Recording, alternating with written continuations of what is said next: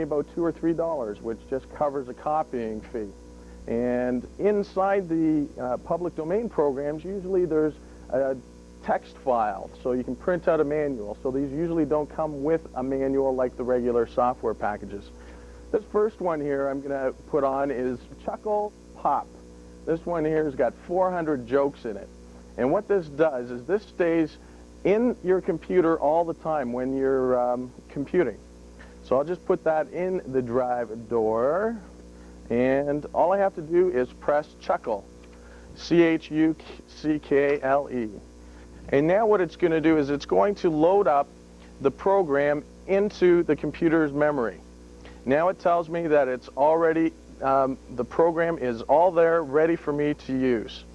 So now I'll take that out, and we'll put in, we'll take a look at a few of the jokes in a few minutes so I can show you what the memory resident stuff means.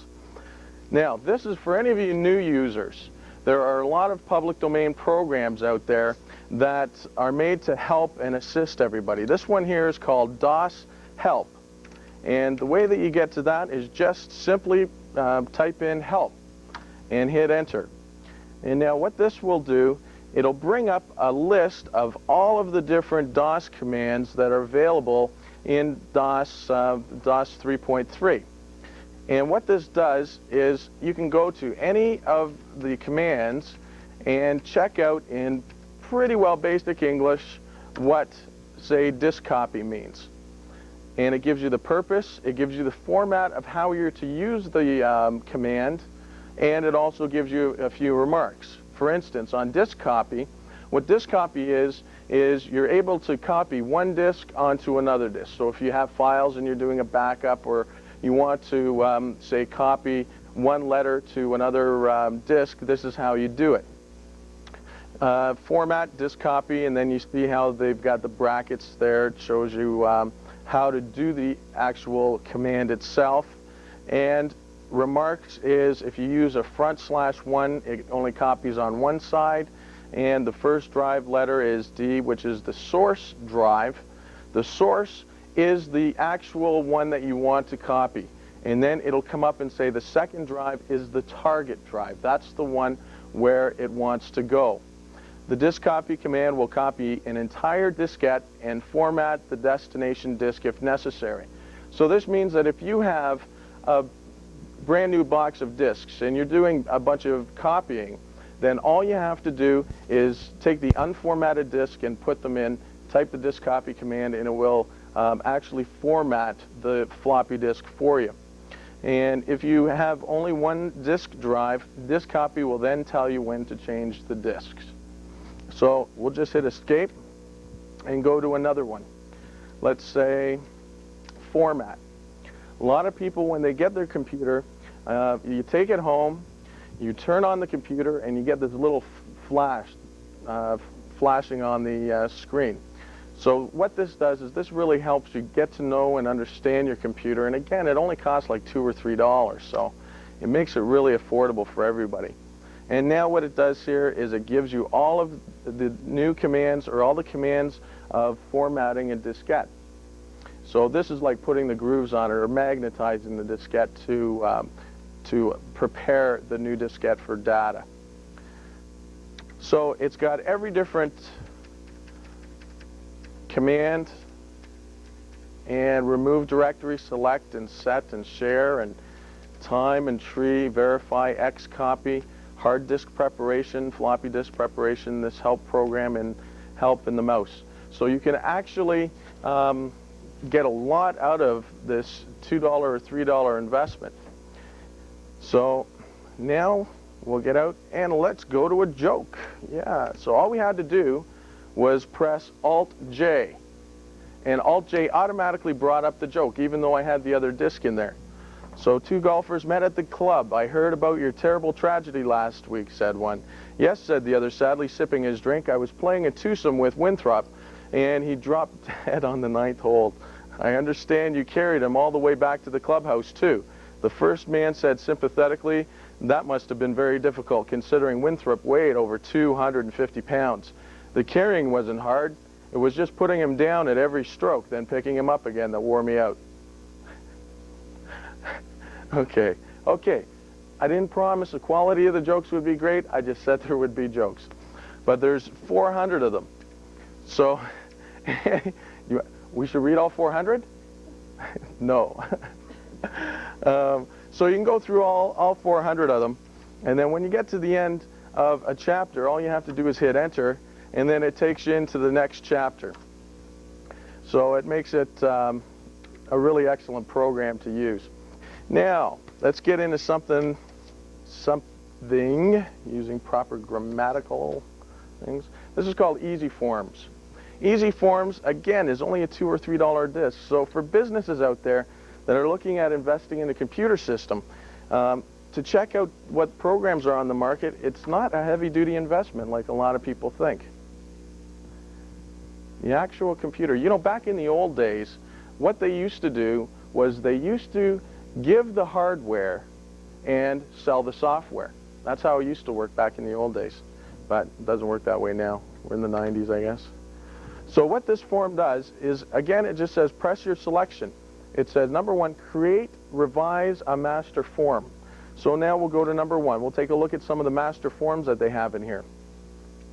Let's say you needed a meeting agenda and you didn't have time to scratch it all down. All you'd have to do is get into this program, go meet agen, and press enter.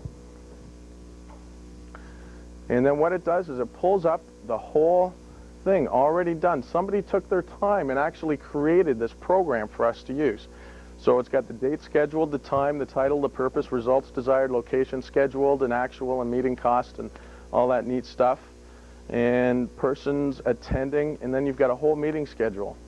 I guess we should be using this, right? And then now F10, it says down at the bottom, F10 to exit. So again, really simple.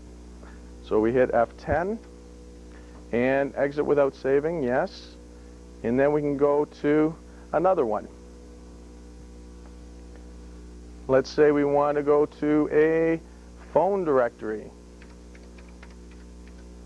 So it's phone dir, and then enter. Then you can start filling in all your phone numbers, name or firm, city and state, province and postal code. So you've always got a permanent record of it. And it's really great having a computer. You know, last month in Canada alone, 202,000 people bought computers. Can you imagine how many people are scratching their heads out there? Because it is a little frustrating in the beginning if you don't have the proper support. Support is very important to get with your computer system. Make sure if you're investing in a computer system that you've got people there to train you, to guide you, to help you, hold your hand for the rest of your life, because that's important. Okay, so now you've got the idea of what Easy Forms does, so we'll escape from this. So all we have to do is press 8, and that exits to DOS. It says, do you want to get out of the program? Yes. Oh, you know what we should do? This one here is for all you Lotterio maniacs out there. This one here will give you all your magic numbers. And if you win 100 or $1 million, then keep in mind you saw it here live. Okay. So now it takes this one a couple of seconds to boot up. So now I'm going to have somebody's birth date and all that neat stuff. Okay, where did you go? Okay. Yes, and perhaps, okay, I guess it's lotto night tonight, isn't it? No? It's out working. This one didn't want to work. On to the next one. And I guess we have to reboot the computer now. There we go. So a couple of minute chat while we're waiting. Miniscribe has been bought by Maxtor. Maxtor makes a very high quality grade hard drive. Miniscribe was in a little bit of trouble. They actually had filed under Chapter 11 bankruptcy about 2.5 months ago, and Maxtor has just come to their rescue. So now Miniscribe is saved.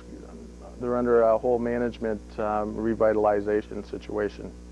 So it's really excellent that Miniscribe has been saved. Okay. Now, for the people out there that would like to increase their typing skills, this one is called Fast Type. And what this one does is this one tests your typing skills. So press the key to continue. Again, everything's all prompted. Now it's going to ask me which drive letter we're using, and we're using the top drive, so that's drive A. So now it loads all the tables in. One moment, please. Sounds like the operator. There we go. So now we've got the help facility. So again, if you're unsure of how to use a program, most programs are built in with a help function in it. So that's for F1. That takes you to the main menu. Beginner drills menu, beginner exercises, advanced exercises, keyboard aids, exit to DOS, and redisplay the main menu. So let's take a look at the main menu for a second. And it gives you all the keys that you can use, and you can actually customize the program to give you what letters you want and which which letters you need practice on. So we'll just go back to that one. And now let's go to, say, advanced. Now you can pick easy sentences, hard sentences, short paragraphs, keyboard prompting on or off, start drill. Okay, first off, let's pick some easy sentences. Yes. Now, F10, start the drill.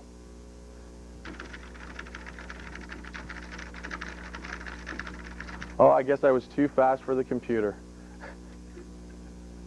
Okay, I was fooling you. No, I can't type that fast. But the whole thing is what it does is it gives you a whole display of the typewriter keyboard so you can actually type all the letters in and practice with your drills. Now, how are we doing for time there, Kate? Good? Okay. So now we have to exit to DOS, so F8. And again, it tells us exactly what to do. The computer telling us what to do? No, the program telling us what to do. This is a really neat one here. This is called 3D images. For all you people out there that have heard about AutoCAD, AutoCAD is, CAD stands for Computer Assisted Design or Drafting. So this one here starts on, first we do a directory to see what the execute file is so we don't get it wrong. Yes, and it tells us that it's image. Again, what I just did was I just opened up the book. I did a directory. I just opened up the disk, just like opening up a book to look at the table of contents to see exactly what made the program work, and it was image. Now this is really neat. You should do the hourglass, or the temple, or the pyramids. We've got time to decide. Because you see, it's booting now from the floppy. Anybody who has a hard disk, access time is a lot faster. So now it says image. And now it asks me what we would like to look at. So let's take a look at the hourglass. Okay, hold on, folks. This is going to be neat. There we go. It's coming. Here it comes. There it is. The hourglass. Isn't that excellent? So you can create your own programs. You can create your own diagrams. Now, if we want to say enlarge in that, okay, we can enlarge each space or reset the, there we go. So see how it divides it up into different sections? We can decide to view just one section and change it. Let's say we'll take a look at section 5. That's the one we were just looking at. So you can take your mouse or your pen and change any of the lines and things in there. So again, one of the 10,462 things you can do with your computer. So now it's just saving that, what we just did. We didn't really modify it at all. And we'll go back And again, you can set it up to the way your system works. Now, really quickly, I'm going to show you a program here that's called Auto Menu. Now, a lot of you people, when you get your computers, get your computer and, like I say, you've got this flashing dot on the screen. With this program, you can put it into your computer so that it automatically comes up every single time with this menu. And you can customize the menu to suit your needs. For instance, at the top it's got Auto Menu Building Facility. Well, you don't have to have that. You can have, say, Ruth Ann's recipe renditions or First Choice or whatever programs you have, and you can go 8 pages sideways and 8 pages back. So you can get a lot of programs on here. And we can go to the disk operating system. You can execute DOS commands from this menu system.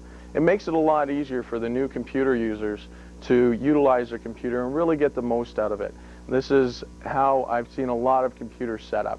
And again, this is one of the little extra things to be done in the support aspect of buying a computer system.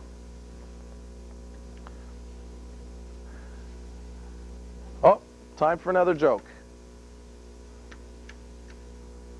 Where are our jokes? Oh, I rebooted the computer, right? So the jokes aren't there anymore. You guys want another joke? Just real quick one? Okay, so we'll just load it up real quick.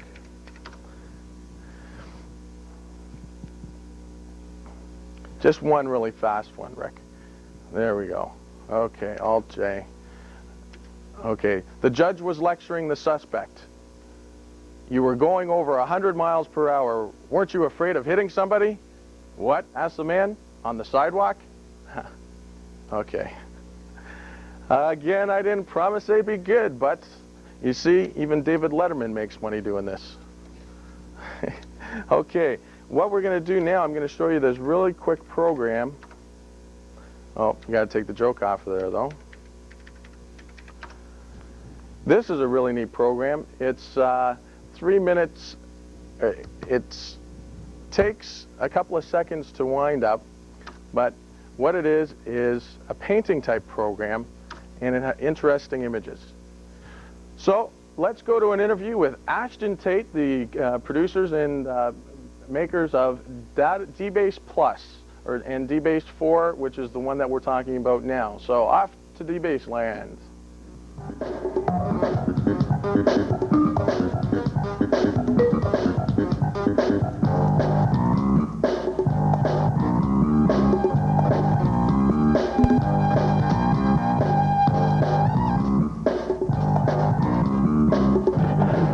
We're here with Haider Rabbani of Ashton Tate, the producers of DBase 4. Haider, what is a database, and what are the applications that DBase 4 has to offer? Okay. Well, basically, a database is a way of collecting information, collecting data in some sort of a logical format. You can enter data into your database in virtually any way you want. But what a database really allows you to do is retrieve that data in some sort of an organized format. A database could be anything really, a mailing list, a list of your customers, a list of your friends, a telephone directory, virtually any information that you would want collected. And that's essentially what a database is in a nutshell. So basically, a database is any form of data that we can put in, like name, address, phone number, and then we could say do a search on say a particular phone number if we needed to retrieve the address, let's say, for instance. Great. And how does DBase 4 fit into this scenario? Well, DBase 4 is an offshoot, or not an offshoot, but I guess a superseding product to the previous versions of DBase, which was DBase 3 Plus, DBase 3, and DBase 2. DBase was one of the first commercially available database products on the market some 6 to 7 years ago, originally under the CP/M operating system.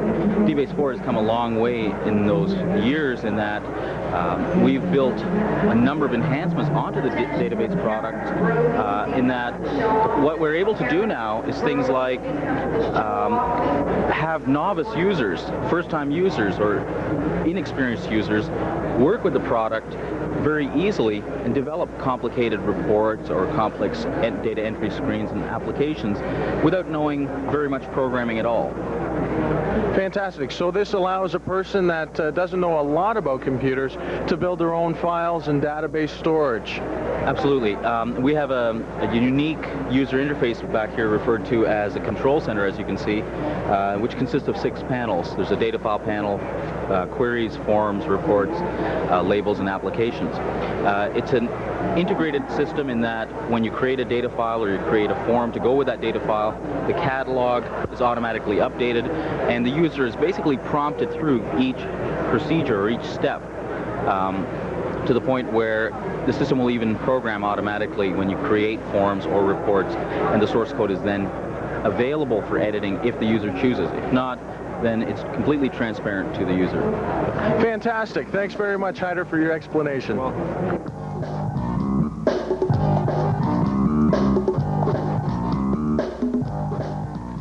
So what did you think of seeing all that public? Oh, hold on. Stop. If you guys are clicking through the channels, stop right there, because this is the best computer show in the city of Hamilton. You have just lucked into a good thing here. Okay. Hi. How you doing? Good. Good. What do you think about all that public domain stuff? Isn't that neat? It's great. Yeah. That's where we tell the people that it's important to check out the public domain before they end up going out and spending $3,000 or $5,000 or $1,000 on a program, so they can check out and see what there is. Sure. Yeah. And I mean, for $2 or $3, some of these programs are great. Are good. Yeah. A lot of people have worked very hard on these. Very. You know, too, something else that we should bring up, too, What? is with public domain, there's usually a little comment attached to it. Yeah. And that says, you know, send the programmer, you know, $10 or $15. If you use the program a lot and you really like it a lot, I mean, if you send them 10 or 15, or I mean, some of them have, you know. It keeps their incentive up. Yeah, and they'll because keep they're you spending updated. a lot of hours. Yeah. A lot of hours. Can you imagine? I couldn't sit there and be a programmer. Locked away in a closet. Would you like that? Not today, no. No, it's okay for today. Did anybody read the article? And what was it? Was it in the Spec or was it in the Star? Oh, which one? The one about Heather. I believe it was a Star. In the Star. Heather McCready, an 11-year-old girl. 11 years old. Started her own computer company. You know how she started it? How?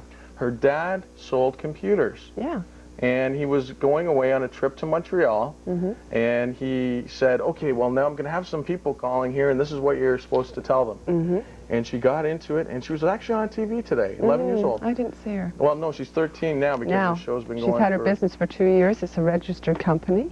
and business is booming. Yeah, she's just talking straight English to them. That's the whole point about the computers, is you use all this fancy jargon, excuse me, but people are going to get totally confused.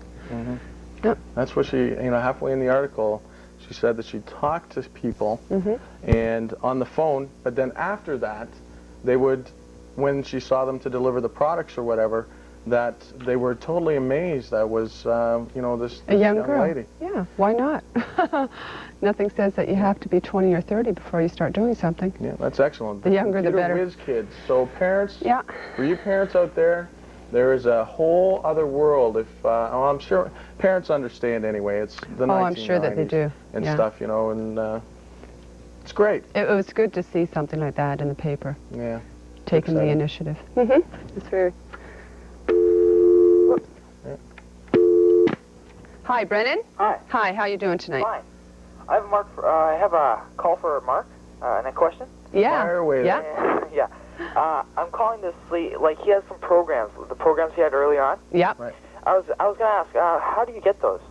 How would you get them? Well, there's a number of ways. Just contact us. Contact us at the cable company, or you can come to the computer club. That's a good way too, because the computer club members, we have all the public domain down there. You have a computer now, Brennan? Yeah. Excellent. So come down to the computer club. Do you have a pen handy there? Yeah, right here. Okay. It's 145 King Street East. King Street East? Yeah, that's Park Business College.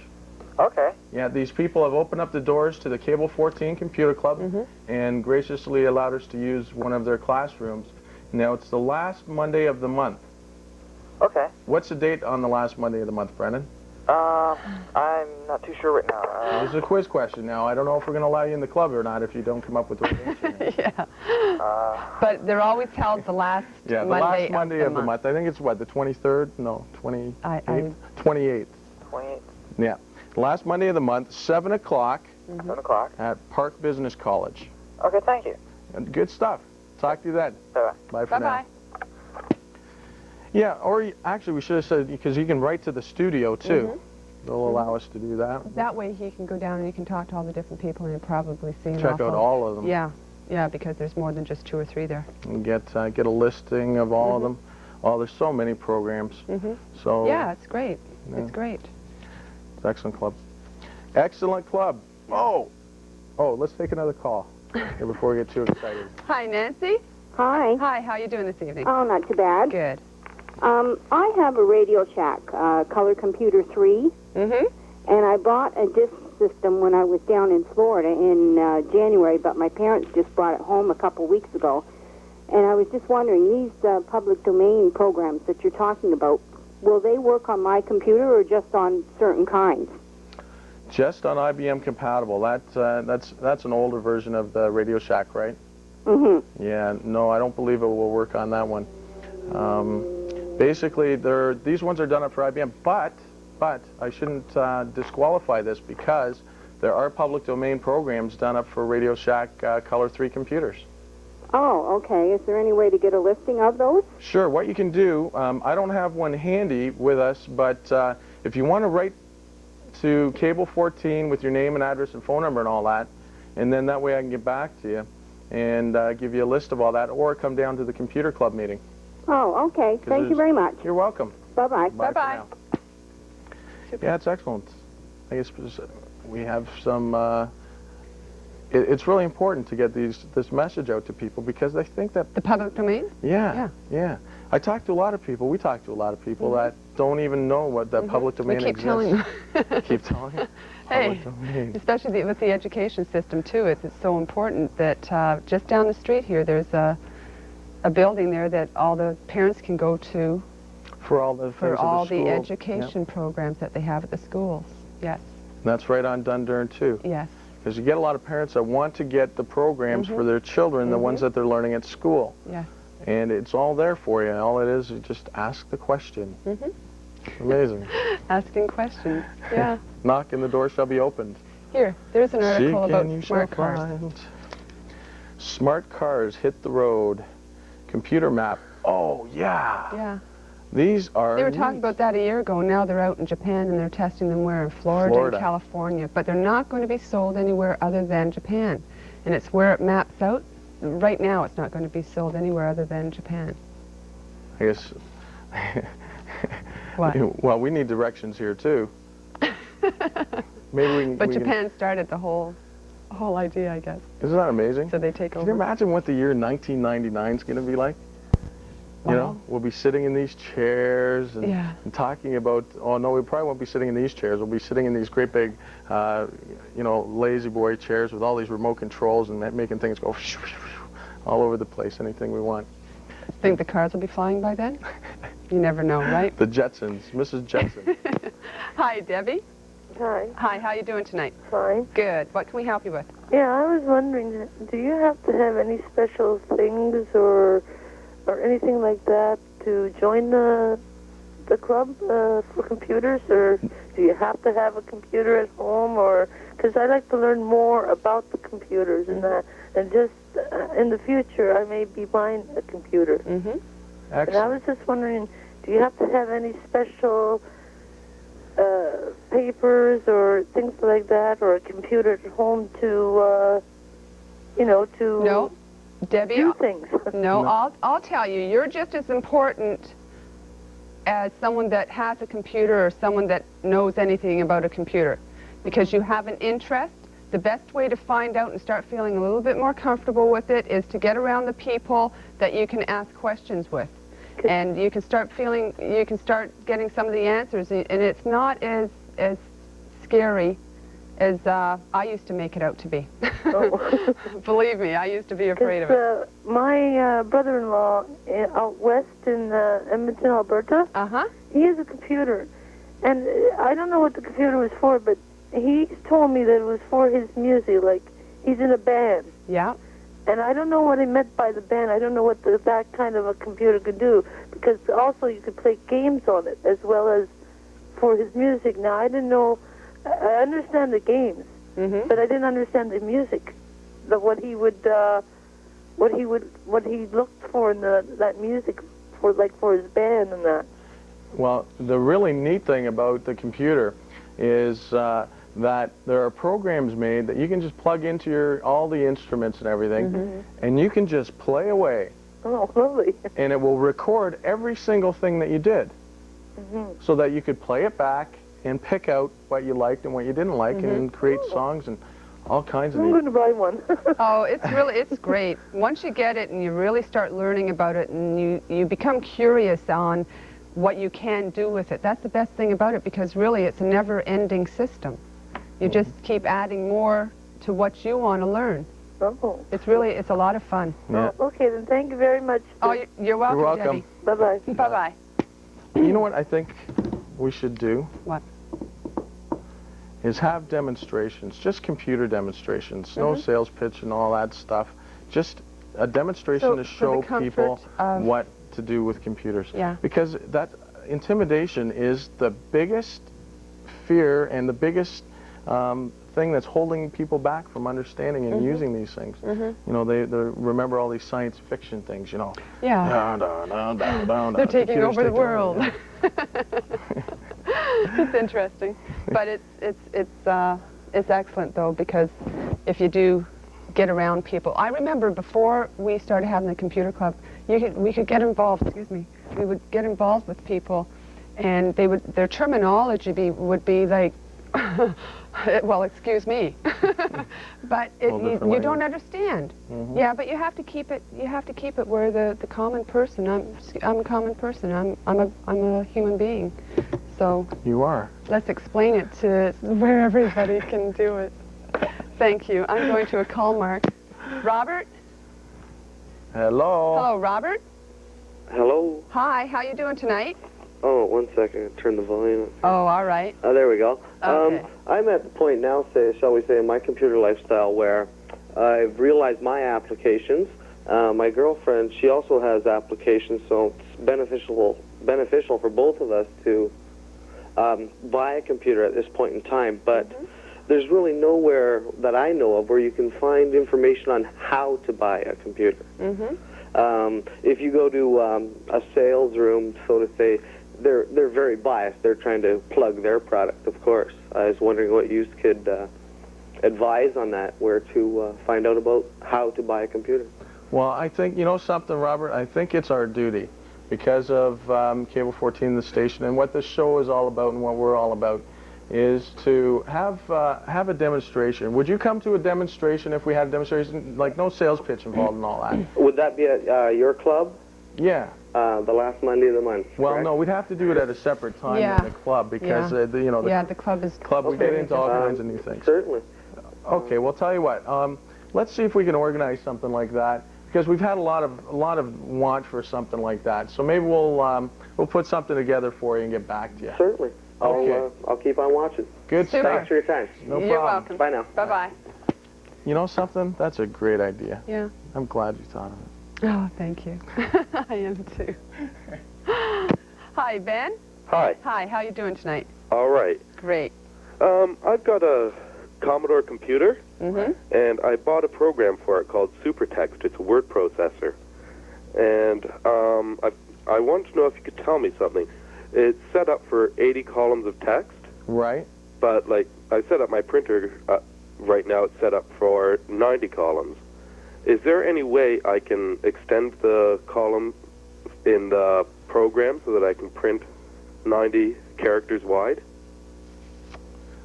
First off, your screen will only accept 80 unless there's a special message in the program itself. There is. I can set up the parameters. Okay. And I set them up to 100. Right. But only 80 will come up on the screen still, and it still prints out to 80, even though the parameters will allow you to set it up to 100. Well, it sounds like I'm not that familiar with that particular software package, so I haven't got a solution, but we do have the wherewithal to get the answer for you. Oh, okay. Okay, so you can expect maybe us to get back to you within give us a few days, because the show, and then we've, got our lives and stuff, but we'll get back to you. It might be early. Well, today's Wednesday. Later by Friday, if not Friday, it'll be early next week because of the long weekend. Or Saturday. Or Saturday. Or it could be Sunday, or maybe tomorrow. Yeah, you never know with us. we just take care of the people. Okay, great. Okay. Thank you. Bye-bye, You're welcome. Ben. Goodbye. Bye. That's excellent. Commodore 64s. Yeah. After the couple of shows that we had, we've decided to put on a camp for people that want to learn about their Commodore 64s. Yeah. So we're going to sponsor a camp, a summer camp for kids, children aged 13 to 113, I think it is. Yeah. So if you're within that range, then I'll be there, Grandpa. yeah, write us a letter, and we'll talk to you about the details on that. Because after some of the response on the show, we have a definite. There's a need in the city to do a Commodore 64 and stuff. if the need comes up for the IBMs and everything else, it's what? Yes, it is. Bring your sleeping bags, folks. Yes, we'll roast marshmallows. We'll have to ask Dr. Lewis about that, though. Pancakes and orange juice in the morning. Oh, we're also, this is exciting stuff happening here. The Computer Club is having a car rally. Yeah. Da-da-da. Yes, June Not a racing 23rd. rally, though. No. So A scavenger hunt. Mayor Bob Morrow, it is not, oh no, I guess we should be addressing the head of the police department. We are not having a racing rally. Oh, no. We are having a fun treasure hunt rally. Scavenger Okay, we hunt, just treasure thought I'd hunt. have to cover that like Yeah. that. But yeah, June the 23rd. So anybody out there in computer land, anybody out there in TV land. TV land that wants to come to our car rally, by all means, give us, write us a line or draw us a letter. Or give us a phone call, whatever, and we can get back in touch with them. We'll fill you in on all the information, when it is, where it is, starting, and so all on that and so neat stuff. forth, because we're having a nice get-together. Yeah, A it'll be nice a lot of fun. get-together. You're so gentle. It's great. Now let's talk to Wendy. Hi, Wendy. Yes, good evening. Good evening. How are you doing? Fine, thanks. And yourself? Excellent, thank you. Good. I have two questions I hope perhaps you can help me with. Sure. One is, could you tell me if you're doing a newsletter and you put it on justification, this is, on the WordPerfect 5 version, Right. why invariably does it cut off a few of the letters on the right-hand margin? Do you have any idea? Why in... Usually it's just one or two letters. Right. So you're putting it on right justify. Well, it's Or yes, just on the just- right justification. Right. Would it be anything to do with the margins being, Yes. perhaps? Yes. It would be. Yeah. So just reduce your margin somewhat then, and it shouldn't. Reduce or enlarging your margin. I would imagine it would be Okay, I large. can't go any- If it's cutting them off, then I'm you sorry. have... Yeah, I can't extend them any further. We're doing a newsletter, like it's Oh. on legal-size paper, and I just couldn't figure out why it was doing that. Yeah. Excuse me, how long have you been using WordPerfect 5? We just had it installed about, I guess, 3 months ago. Prior to that, we had the 4.2 version. Right. You know, Okay. I don't really find that many variables. And another question that I have is if two people are working on a document and they want to incorporate, when I run my disk, the floppy, how do we incorporate the two documents into one? Because as of course it comes up, do you want to replace? And you say yes. Would that eradicate the other document that was done on the other WordPerfect 5? You need to go into the merge function. Do you know? Yeah, it's specially called merge. Are you familiar with merging? Yes, I'm not. I certainly have a lot to learn insofar as the merging. I use it for labels and letters and things of that nature. Right. Okay, merging is the, you've got the WordPerfect manual, right? Yes, If you look under merge, that will assist you in taking those two letters and putting them together. But so yes, that's the only way it could be done then is by using the merge. yeah, because if you do go replace, and then you will replace your document. Okay, thank you very much No for your problem. help. No You're problem. welcome. Yeah, that's neat. How it cuts off well, I guess it's not neat. That was probably the wrong expression to use, right? Irritating. You're right, irritating. When it cuts off your letters, yeah. Yeah. Yes, The- I would imagine. What? The Computer Club Yes? is going to have a show down at the Central Arena. Oh, May 27th, Sunday from 11 o'clock. It Till starts at 5 11 o'clock. till 4 or 5. Right. So Yeah. any of the Computer Club members that haven't been called right now, we're going down to Burlington May 27th, so that's not this weekend, next The following weekend. weekend. And it's at Central Arena, 11 o'clock till 5. So we'll have all the public domain down there too. Mm-hmm. So anybody who wants to come down for a drive on next Sunday, the 27th, come on down to Central Arena. Yeah, this computer show has been in London, in Kitchener, and now it's in Burlington. Yep. And it's all the companies, well, I guess if you want to drive from London and stuff too, they come down to Burlington. So it's a lot of different companies that are down there, which it should be pretty interesting. Yeah, we should Yeah. be down. We're going to be down there too, so that anybody who has any anything that they want to get to know, or get to know us a little bit and ask questions, it's really neat helping people. You know, Yep. it's really a good feeling, and I think it's great. You do a good job. You're doing a great job too. Hey, we don't need anybody else to pat us on the back. Now, Rick, if you want to switch us over to viewer mail there. And we've got some viewer mail in here. This is pretty interesting stuff that we want to cover here. And here's a letter done by somebody who didn't leave their name. Okay, this is the unsigned letter. Okay, to Mr. Mike Ironside. Okay, first off, my name will be Mark from now on.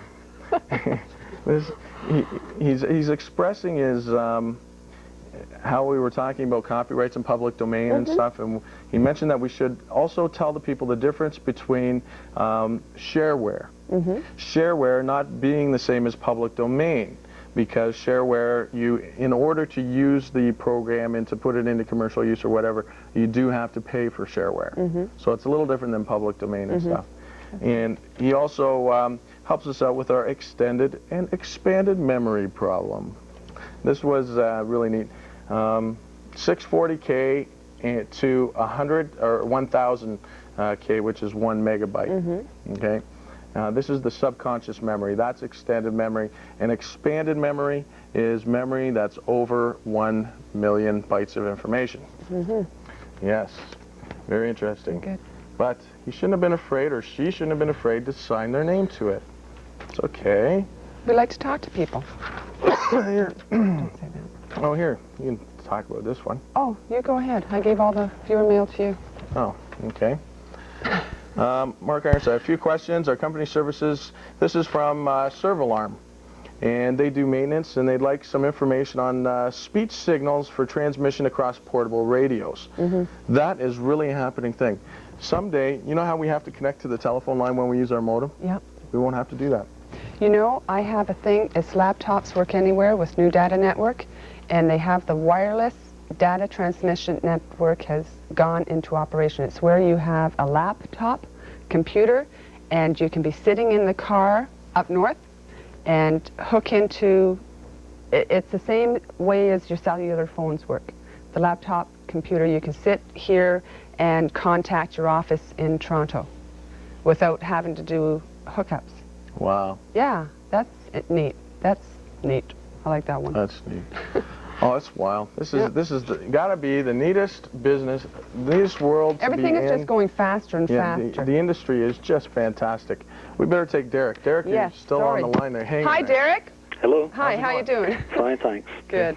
I have been working for a short time with DBS 3 Plus, setting up mailing lists, labeling, and so on.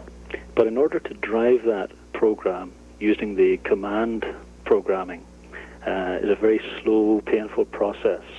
Do you know of anywhere locally where they teach command programming so that you can actually drive your database yourself? Yes, I am familiar with some place like that, and I can give you all the information on that after the show. If that would be all right with you. Yes, I'd appreciate that. Because you want to make a separate exit. Oh, sorry? I agree with you that computers are fun. They're excellent, but sometimes they can be extremely slow and painful. Oh, yeah. And you spend 3 hours and you feel like you've got not much further. Yeah. But the programming on DBS3, I think it's an excellent program, and to actually see that you have programmed your computer to put out mailing labels from a database that you've built yourself is excellent. But sorting out problems and maybe more complex operations that you like to do but can't do because the learning curve is so long and so slow, it would be really nice to have access to some people who know how to do that command programming and who can help you in that learning process. No problem. We're the people to help you. That's what we're here for. Here to assist and support, take care. Support, take care. Consider us your friends away from your friends. Great. Okay, so we'll get back to you on that.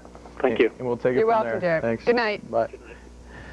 Yeah, you know, that's because DBase 3, what DBase 3 does is you can, after you've programmed in the actual software itself, then you can take it out and just have it run on its own. So then, of course, it runs a lot faster.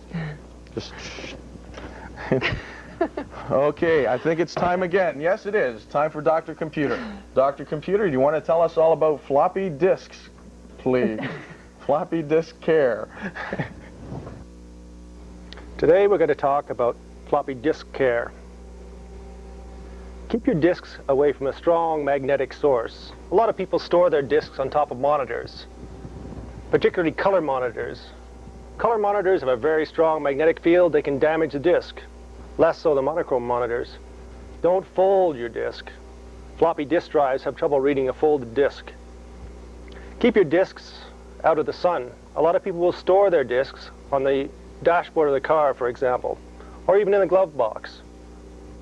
Don't stick staples on the edge of a disk. You run the risk of bending the outer cover and the magnetic medium underneath.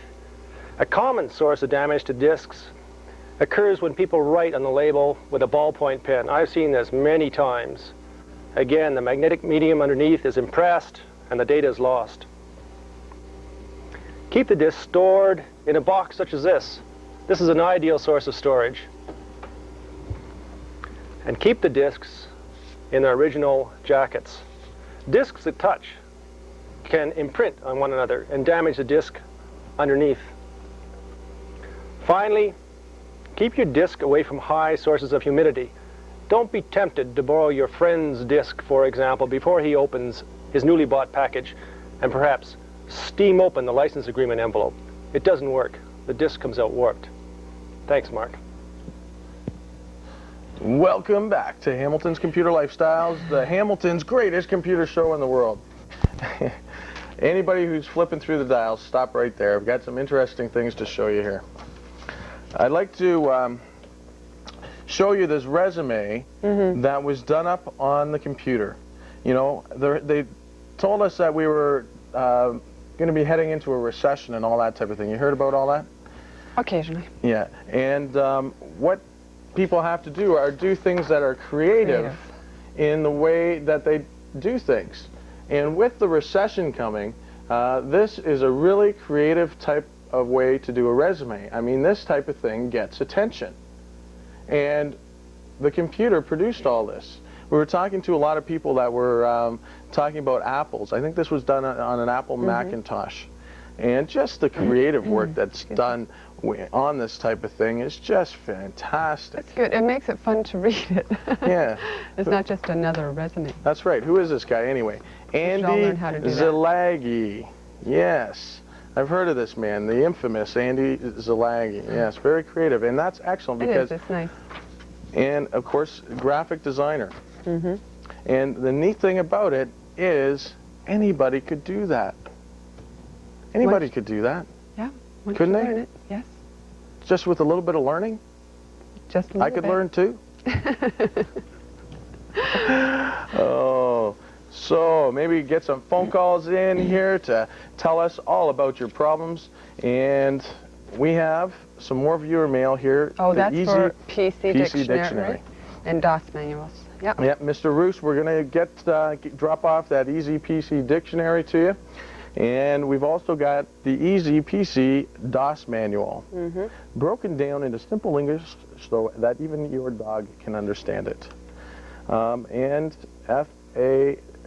on.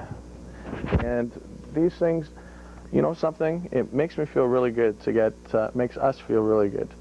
You and I, both of us, together, to talk to all these people. Isn't it neat? That's great. Yeah.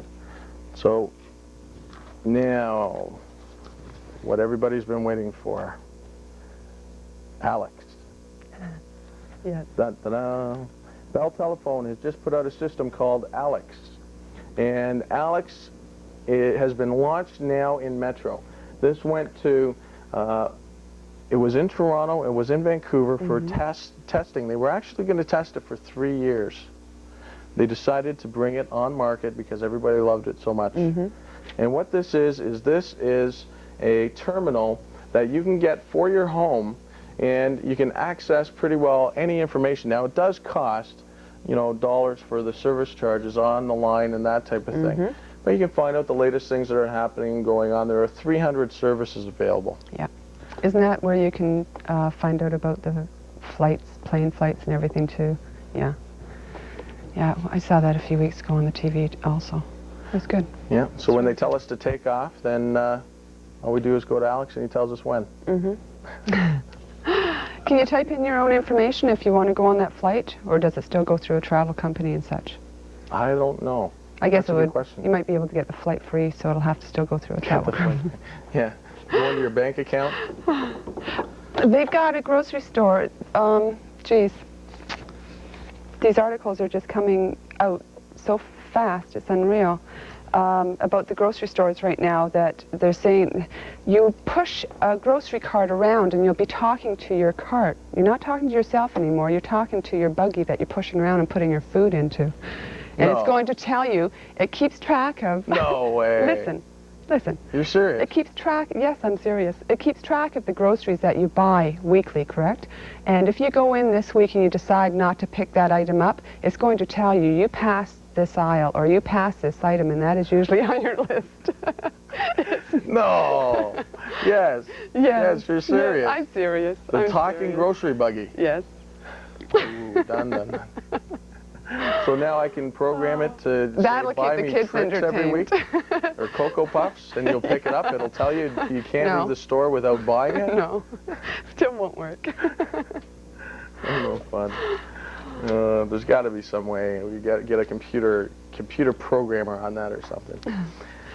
There's a skill evaluation package. I think we'll have them on next show, June the 20th. I'll have to confirm with a company in Hamilton that has created a skill evaluation package so that you can test your skill on WordPerfect and DBase and Lotus and DOS and all that to see where you are and then where you want to go to, you know, which is through great courses before and going things. out on interviews. Shows you where you are. For sure. It's going to be very, very helpful, too, for employers and personnel agencies. Oh, very. Very. Yeah. So, call before midnight tonight. Alex and Mac Store and the show, the 27th of May. 11 o'clock till 5 o'clock, Burlington, Central Arena. Also, Park Business College for our computer club courses. You know, it's really excellent to have a space like Park Business College. You know, it's been around since 1903. Oh, okay. It used to be down on James Street, and then it moved around to it used to be the bank. Yeah. And nice building. The college is really spacious, and we've got a lot of room there to expand with a lot of members and stuff. So we're going to be going over a lot of fun things too. Yeah. The car rally is going to be a lot of fun. I can't wait to You have to have do fun that. too. Yeah. Like that gentleman was saying about, it can be frustrating. when you're trying to create. Frustrating? Computers frustrating? Yeah. Computers are fun, computers are fun, computers are fun. Oh, it's really, really excellent.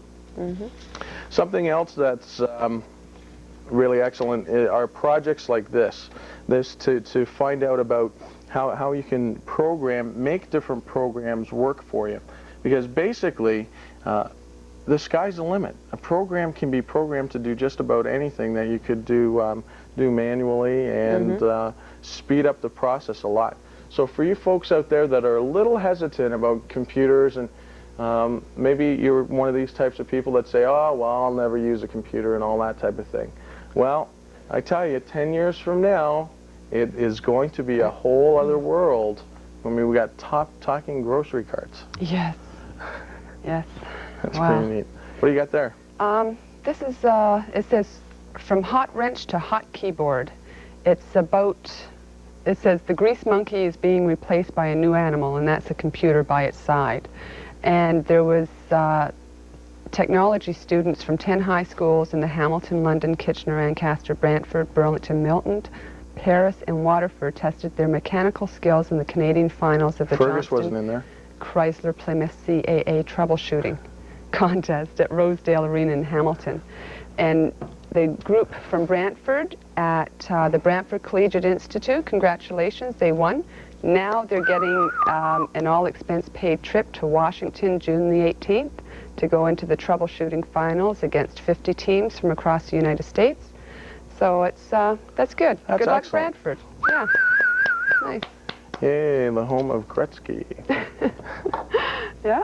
The team with steam. Computers, you know something? Our children are going to be creating such fantastic programs for us. It's just excellent.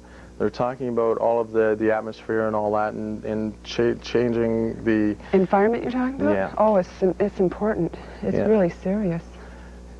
It is. And our children are going to have to be the ones to clean up after us. No, it's up to us to help right now prepare for that. Well, it's not. It wasn't our generation. You know, I was talking to somebody the other day, and they were talking about how now everybody should be changing over to all this non-pollution stuff and all that. Meanwhile, back in the old days, remember when they used to, I mean, they came out with cars, right? Came out with big 8 cylinders. Yeah. Right? Now they're going to compact Yeah, I systems. know, but the populations weren't as great as they are now either. And it just goes year after year after year. 20 years ago, these things were happening, and people were not taking it seriously about acid rain and such. Computerization, okay. We're going to talk environment now. No, what we're talking about computers. So what does that have to do with environment? Well, it tells you what the future, you can program it to tell you what serious things are going to happen if we don't start taking care of them. For sure. Yeah.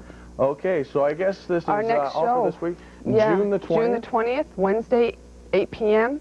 Come on along. Be there or be square. Yeah. Night, Jade. Yeah, And night, until honey. then, happy computing. Yeah. Bye-bye. Bye for now.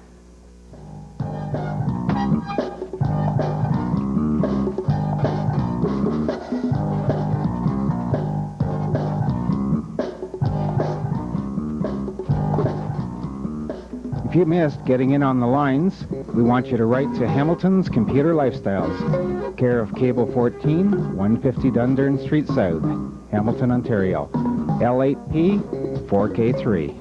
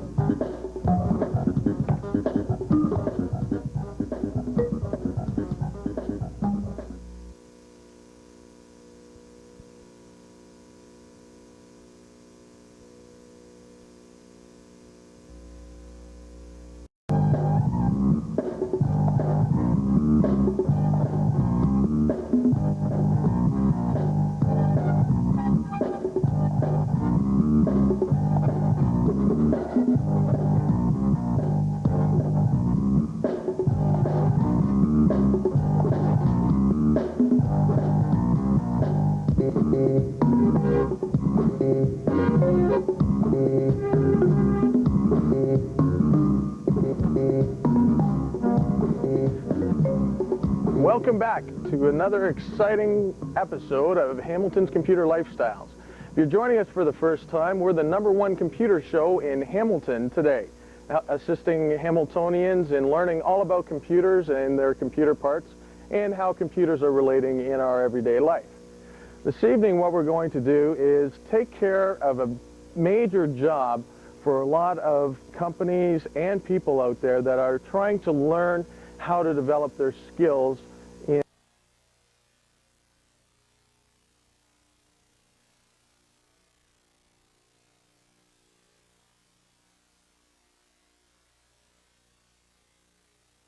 and this company has produced this, now known worldwide. So what I'm going to do is go through this is my main menu here. The skills evaluation system is number 5, and hit enter, and this will take us into the skill evaluator. Many of you managers and company owners and even people that are taking courses through different schools, a lot of the times don't know exactly how far you're getting. And what this does, the skills evaluation system, is it gives you a good bearing on how you're doing in your course and how you're doing, let's say, in your job. The main menu here gives us a whole list of different types of software programs that you can access. The first one is accounting. Now all we have to do is hit the enter button to select accounting, and when we do that, we see that we have ACPAC General Ledger 5.0, ACPAC Accounts Payable 5.0, and ACPAC Accounts Receivable 5.0. Now the people at Castlewall who developed this in Hamilton produced 27 different packages for the skills evaluation system. I'm going to be talking a little bit more in detail about how to do your own customized program, and we'll show you exactly how you can do your own program from the skills evaluation system. So let's say we wanted to go into ACPAC General Ledger 5.0. What we do is we just select enter. It tells me that the current default time for ACPAC General Ledger 5.0 is 27 minutes. Asks me here if we should continue the evaluation, and we'll say yes, and then enter. What it's doing now, down the bottom, I don't know if you can see it on your screen, it says questions are now being randomly sorted. And it gives us a help screen right off the bat that makes it very, very efficient and very easy to use. The menu bar has 5 options that may be selected: A, B, C, D, or finished. Press the letter corresponding to the most correct answer. So what you've got multiple choice questions in here, and with the ACPAC General Ledger, you have 100 questions. So by selecting the multiple choice question that you feel is the best answer, it will give you the results at the end, which I'll show you in a second. So now let's say we pick, now it says down the bottom, good luck, press any key to continue. So here's question 1. Each account added to the chart of accounts must indicate the account code, account description, and opening balance, account type, department code, or all of the above.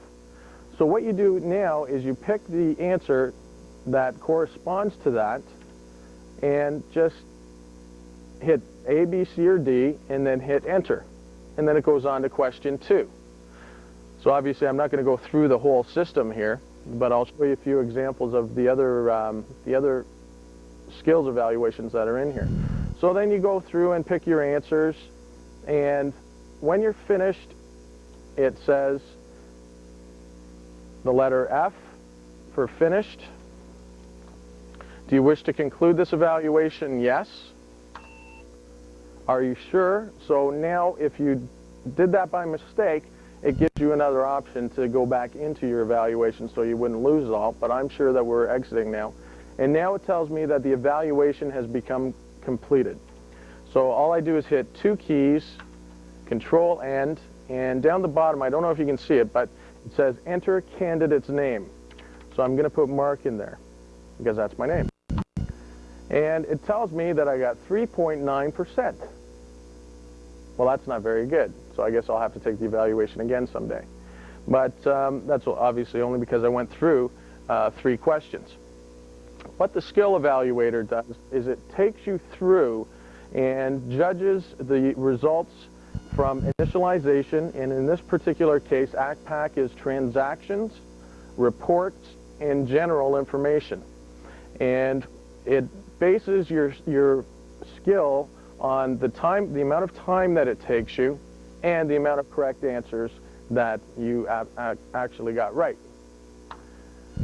Now you've got an option. You can either print the results to the screen, which we just did, or you can send it to the printer and print off a copy of your results so that you can keep them in a file folder, or you can print it to a file.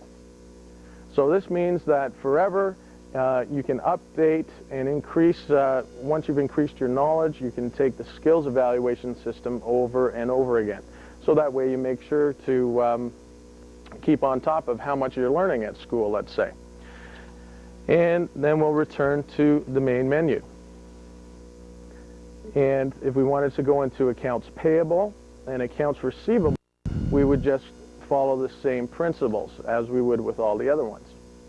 The database evaluation system gives you software evaluation on Clipper Summer 87, DataPerfect 2.0, Database 3 Plus Interactive, Database 4 Interactive, DBase 4 Control Center, FoxBase 2.1, R&R Report Writer, and then back to the main menu. For some of you people that don't understand exactly what all these programs are, these are just database programs, the most well-known in the industry. So anyone who is a programmer can evaluate how they're doing on their actual programming.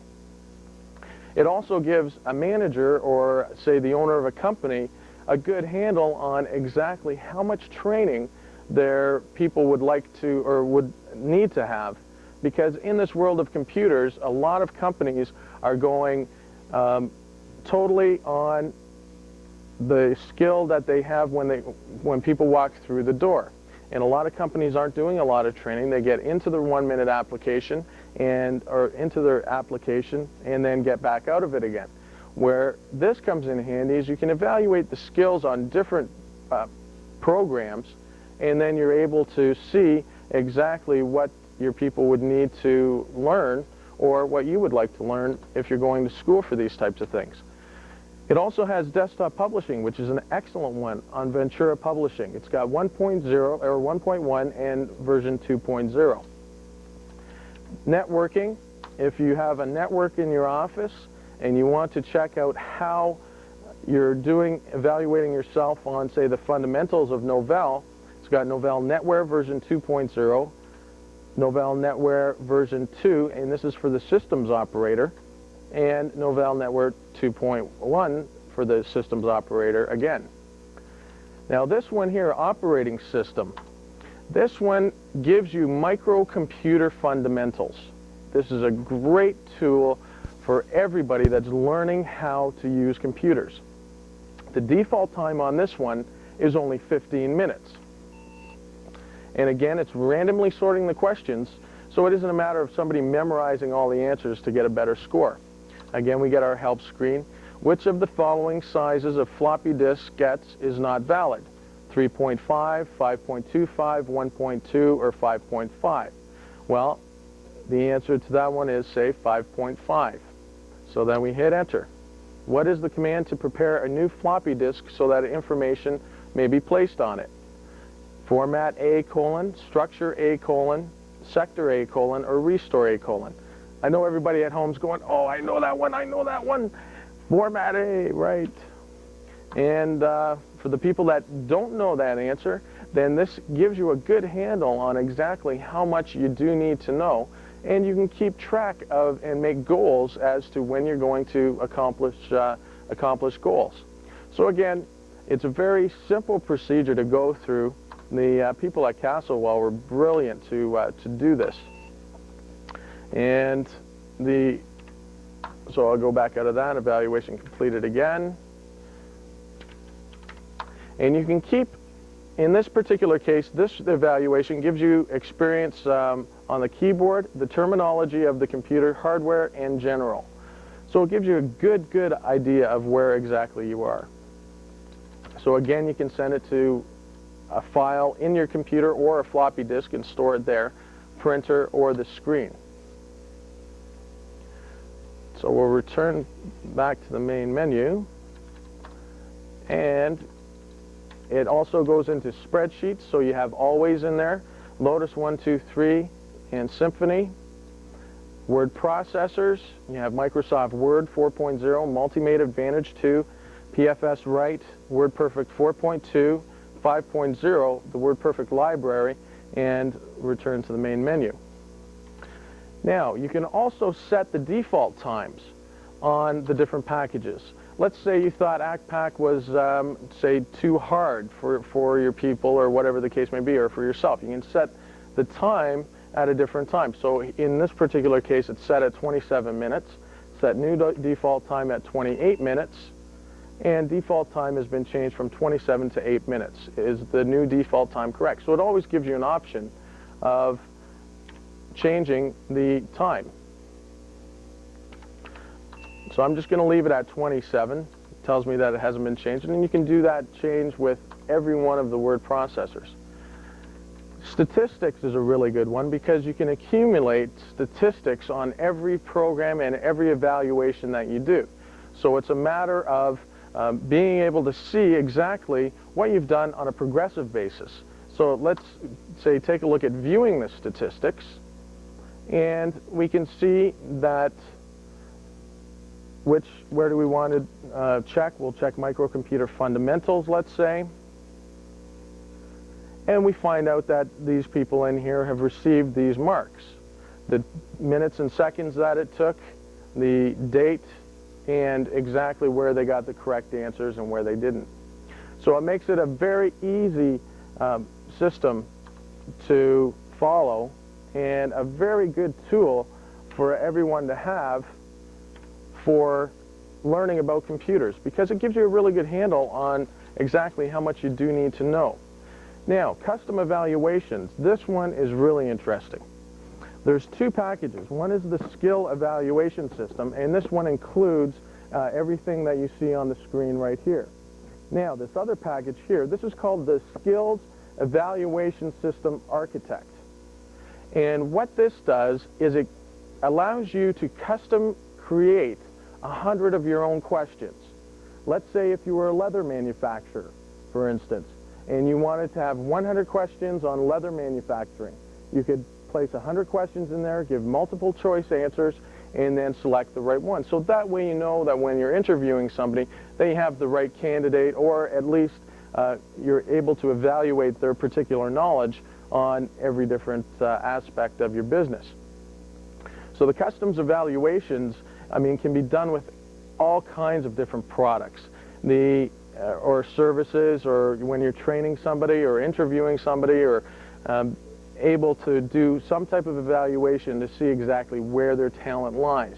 This program actually has only been on the market since January, and right now it's all across North America, New Zealand, Australia, and in Europe. So it's something that's happening very quickly, and if you'd like more information about it, you can write us here at Hamilton's Computer Lifestyles in care of Cable 14. And we'll make sure that you get all the information. So now what we'll do is we'll return back to DOS, back to our main menu. I hope you enjoyed that skills evaluation system. I know a lot of the people out there that stuck with us through all that can see the value of having such a tool to use with your computer system. I'd now like to go to an interview with Hayes, the modem people, because communication is very important in this world, because we're living in the 90s and communication and information is the age that we're living in. So off to Hayes to talk about modems.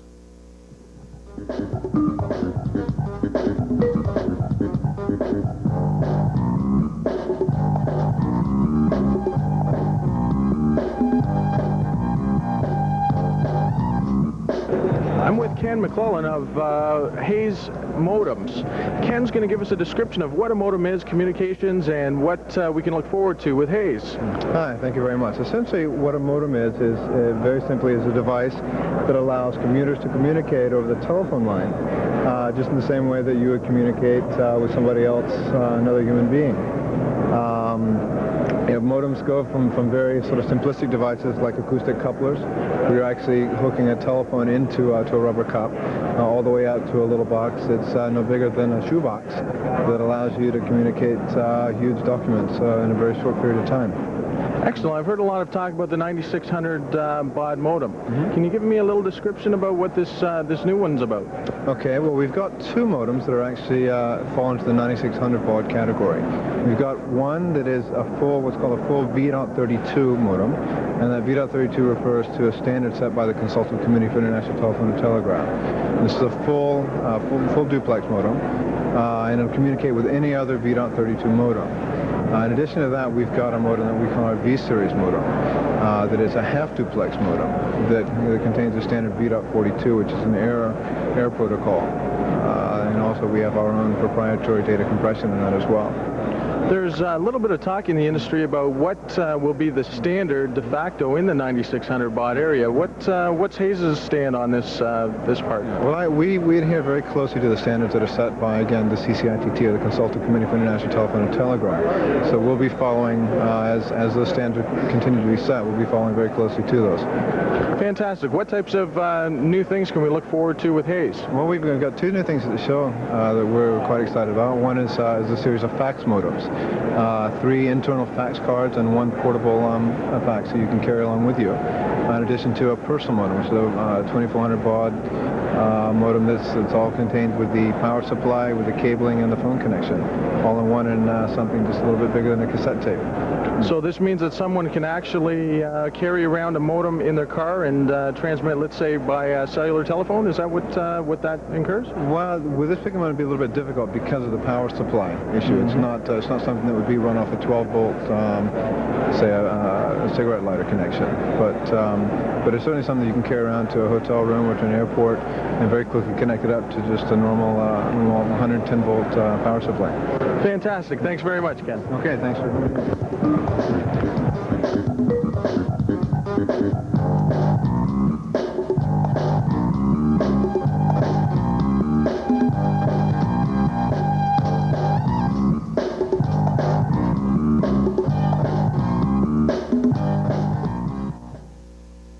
month. No, I know. How you haven't been on for a month? No. How did that feel? It's been like a holiday. I think everybody else thought that we probably left too. Yeah. Under circumstances, that's okay. Yeah, we had to let the mayor on, I guess, eh?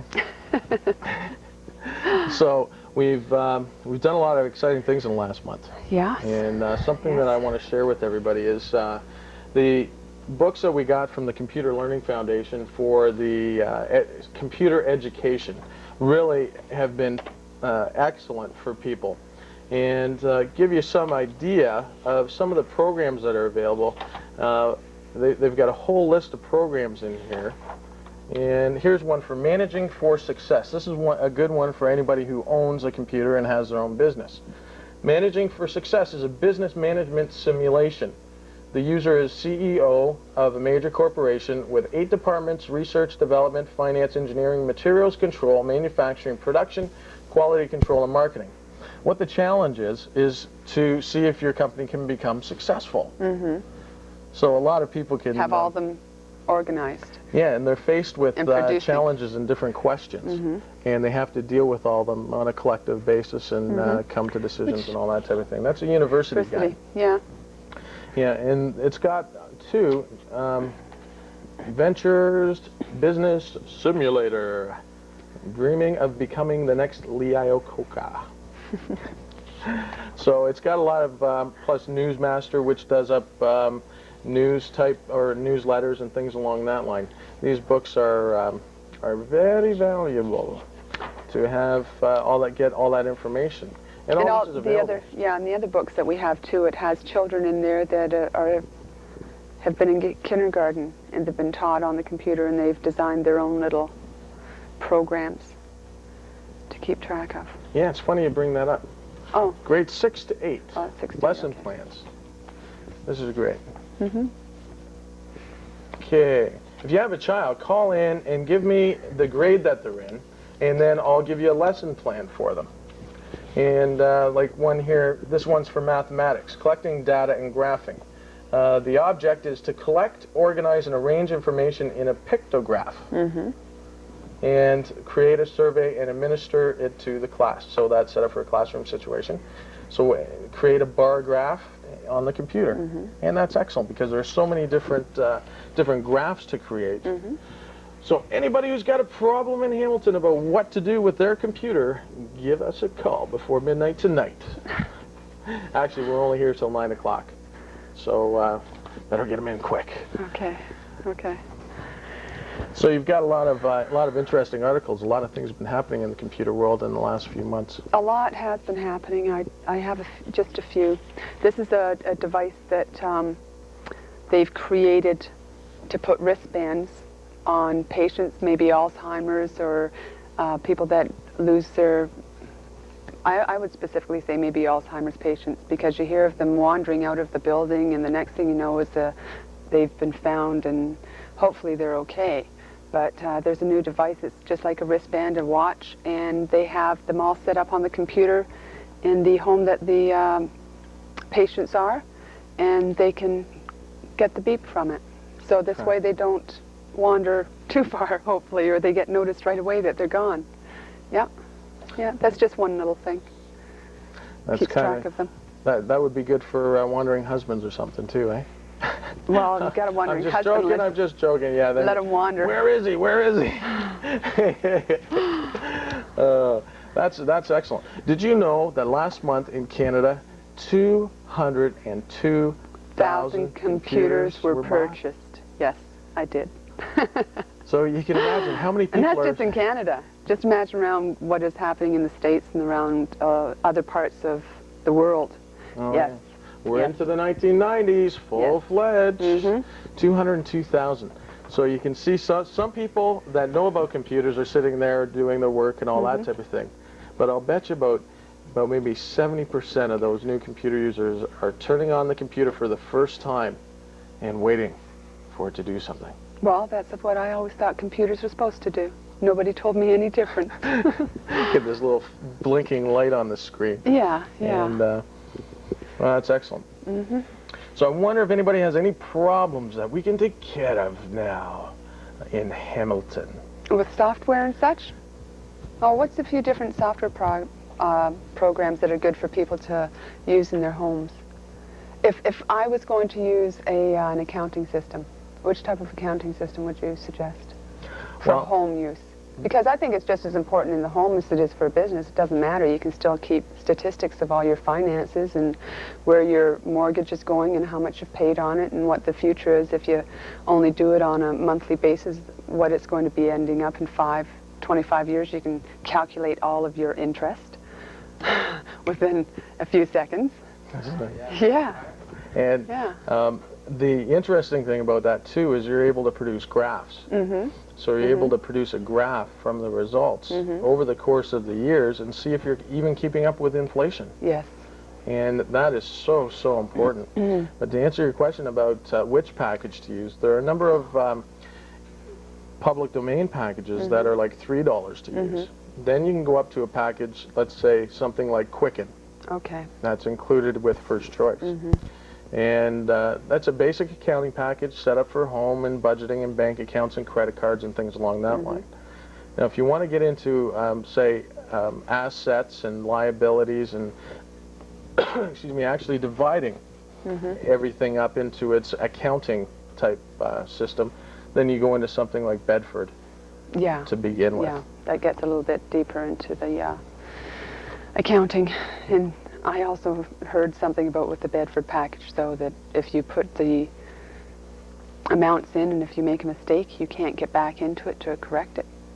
Yeah, that's what there are certain stipulations that every software package has and every limitations, so you have to research that and see exactly how your accounting is all set up.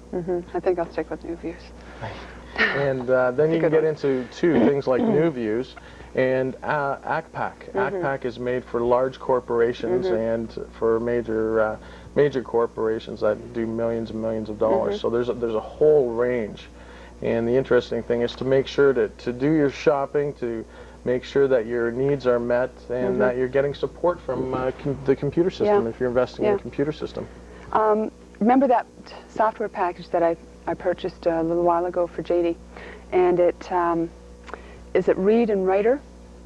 It's with the Sesame Street characters on it, and it's a marvelous little, it's like a word processor, and it even gives you a list of 25 words. You add your own words to it, and your children, which at the beginning you'll help them, but your children, you sit down with them and create little stories on it. It'll save it and it'll print it out. It's really an excellent little package to start young ones on, and it's teaching them the letters, plus it's teaching them how to spell at the same time. So it's there's so many things out there that people have to start utilizing to help improving their children, because we have to help them, because they're the ones that are going to be in the future generations that are going to be, everything is going to be computerized, right to wanting your door opened. You're just going to say open and it's going to open. So we better take a very long, serious look at this now. Yes. Yes. But everybody has 202,000 people took the plunge last month. Yeah. Sometimes it takes a while, but you do it. Yeah. Well, it's a lot of fun too. Once you get into it, that's the thing right now. Is anybody out there that has the hesitation or has been thinking, geez, I should get a computer, I should get a computer? Go for it. It's like, I mean, an IBM computer, they start generally around $900 today. So it's under $1,000 now. So it's not that expensive to get a start on it. Yeah. And then they escalate up, and you know, you can get fancy and spend thousands and thousands and thousands of dollars. But you know, for even $900. Well, you start out on ones that are a little bit less, and then build your way up. Yes, definitely. Yeah, it's really excellent. Yeah. Okay. Okay. Now let's take some calls from the city of Hamilton. Hi, Ron. Hi. Hi. How you doing tonight? Pretty good. What can we help you with? What I was wondering, the office where I'm working right now, what they're looking at doing is expanding the local area network to a wide area network and connecting our office with remote offices. I was wondering, what exactly do you need to do something like that? Well, there are a couple of different ways to do it. How far is the other office? I'm sorry, my daughter. That's Yeah, okay. no problem. It's in kilometers, say. Oh, okay, we're talking kilometers. We're not talking like one building next to the other one. No, about 15 kilometers. It's right across town. Oh, okay, so you'd have to do it via modem. Yeah, I know all of that, I understand, but I'm just wondering, like, what sort of software and whatnot you need to accomplish something like that.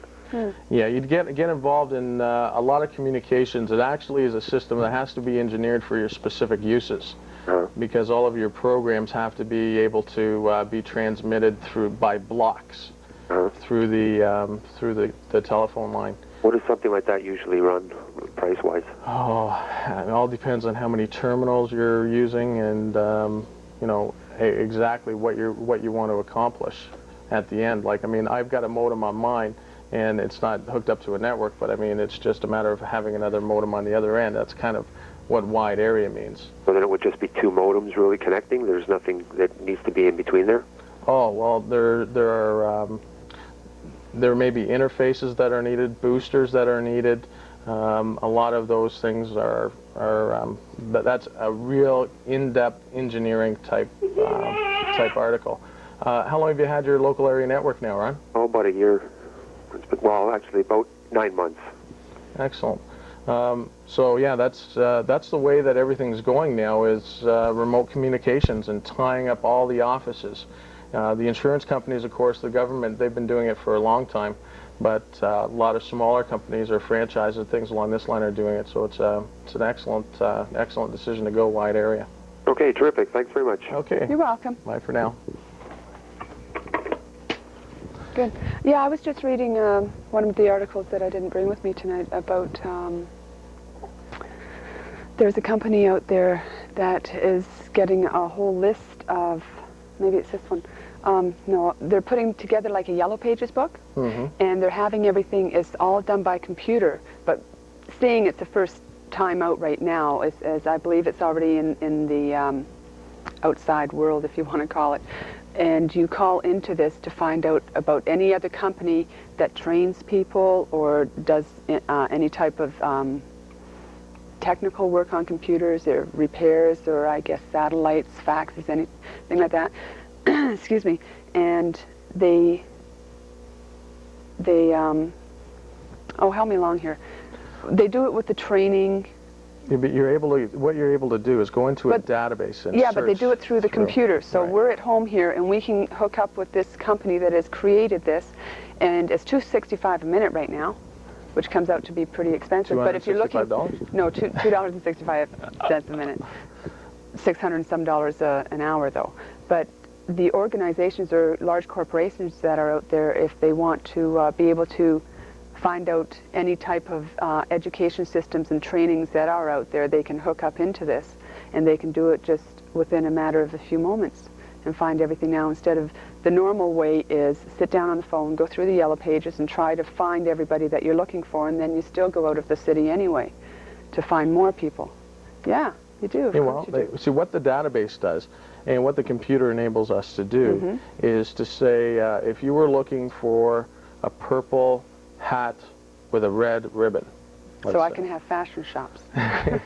That's right. And what you do is you could put in, you know, purple hat, red ribbon, let's say. Now that's using an extreme. Yeah. But what it would do is it would search through all of the businesses, say the hatteries, and go through the database and find out who has I guess that eventually that's what the stores will do too, is put everything that they have in stock on the computer too, and you'll be able to just, Yeah, it'll be really excellent. That's the whole idea behind information access and information services. So for people that don't have computers today, they should start to, you know, for $900 to get a start on it's really not all that much, and a lot of companies are offering specials and all this type of thing so that you can do it over the course of months. So because everything that you get out of the system, I mean, for the children and the education, all the way through to the adult education and things like, I mean, businesses that aren't on computer in the next few years. I mean, just with the GST coming along, there's so many calculations that have to be done on this and on that. That it's very important to be prepared for all that, and the computer really assists with that type of thing. So we're able to really get the most out of the information that we're using. Here's a lesson plan, excuse me, from Christopher Rhodes in Maiden, North Carolina. And the idea is, with this one here, this is an art entry, to create a flyer for an advertising campaign of a service or product. So the materials, this is for grade levels 7 to 8, and one or multiple computers are needed. Software is a graphics program. And be familiar with the computer and the graphics programs is the prerequisite, and discuss different methods of advertising and have them think of an idea themselves and do an actual ad campaign for a product or a service. Like some of the programs in here for children are just excellent, and the neat thing about it is that the children have designed them. Yes, yeah. So they're, in essence, they can understand them. Yeah, like that one book that says everything you wanted to know about computers, but were afraid to ask your children. Yes. Yeah, that's true though. Yeah, that's true. How many people have we talked to that say, "Oh my God, you know, my child knows more about computers than I do." But if we were that young again, we would have been learning it along too. Yeah. Or me anyway. Computer has the answers on job training in Ontario. Oh, this is a similar type of thing that I was telling you about just a moment ago. Yeah, so all these information services are really excellent to be able to access. And like that, like Ron was talking about, the wide area network, what that means is that now 2 offices can communicate information back and forth and say the skills evaluation. I mean, that can be done on a regular type basis so that you're on top of it and know exactly what your employees or your the other people that work with you are, where their levels are, so that you can improve and be more efficient. Something else that is happening too, they say by the year 2000, 2005, whatever, so many people, instead of going into the workforce and having to drive into their company to work there, they're going to be stationed, have their stations set up in their own home, and they won't be going into their work buildings maybe just twice a week. Everything else will be done over fax and modems and computerized that way, which is excellent. Oh yeah. Because you do get excuse me, a lot of work accomplished, at home that way. That's good. Yeah, actually, I want to talk about that in a few more minutes after we talk to somebody else from Hamilton. Hi, Karen. Yes, hi. What can we help you with, Karen? Okay, well, I just wanted to point out something. I think this show is great to have because a lot of people are going into computers right now. And unfortunately, when we got our computer, we ran into some problems with our training. Oh, yeah. And I'd just like to point out to the viewers that it's very important to screen who is training you because we didn't, and we ended up with a lot of problems. Oh, really? That's too bad. Yeah, so I just wanted to call in and make that point across and ask you, is there some type of agency or something that you can call to report people that don't train properly? That's kind of difficult. I don't know your particular situation, but I know that there are a lot of people, like the computer industry right now is going very, very crazy, and it's hard to really get good qualified people. So they didn't try to make up for it in any way, shape, or form, or anything like that? No. Well, we found as we were being trained that they were going by the book, which is something that we could have done ourselves. And we got quite frustrated with that. Yeah. So our training is at a standstill right now. Okay. Well, I mean, the only place to report something like that is the Better Business Bureau. Yeah. And, you know, unfortunately, the Better Business Bureau, the Better Business Bureau has a lot of people in there that maybe shouldn't be in there and all that type of thing. Oh, I shouldn't say all that stuff. But, Unfortunately, we didn't think this would happen. No. But we can definitely be in touch with you and say assist you with that, because that's what the whole idea of what we do is to assist Hamilton in learning about computers, and this show is really thank you very much for your comment, because thank you very much. We really like bringing this show to people and show them all the new things that are going on in the world. Yeah. Is there somewhere that we could get a list of good trainers, or is there anything that's printed out from an association of computers? Like, I don't really know anything about that. No. Yeah. Well, we have some information that we can give you in that. Okay. We have your phone number, I would imagine, and we can give you a call back and make sure that you get some people's names and that would be suitable and that are qualified. Yeah, that would be great. What were you looking to be trained on, Karen? Well, we have the ACPAC system right now. Okay. And we're just got to complete that up. Okay, great. Yeah, that's a very complex package too. Yes. It usually takes an accountant and to do that type of thing. Yeah, well, that's what we thought we had, but we found out that we didn't. I don't know if I should even mention the name, but no, it's better not to. So, okay. It's a matter of just I wanted to call and point that out to the viewers who are starting out, because it's something that you really have to think about, and if there was something that you could offer, that would be great. Yeah, no problem. That's where our skills evaluation comes in handy too. Yes. You can test the people on it before they start teaching you. Yeah. That's right. Good idea. Evaluate your trainer. Idea. Got it. Why not? Thank you very much for your help. You're welcome. No problem. Bye-bye. Good night. Why not? That's a good idea. That's an excellent idea, actually. Well, it's just that so many computers are out there right now, and a lot of people have gone to school and they know the basics of things, but to sit down and instruct people on it, you have to be very well versed. There's no way that I would even want to try and teach somebody DOS. Never mind ACPAC. Not yet. That's okay. I'm doing fine for me. I'm doing just fine. Okay, I'm going to take the next call. Paul? Hi, how are you doing tonight? Fine. Good. I'm in grade 11, and I'm wondering if I was going to buy a computer, and I was wondering what kind. Like, I was suggesting an IBM clone.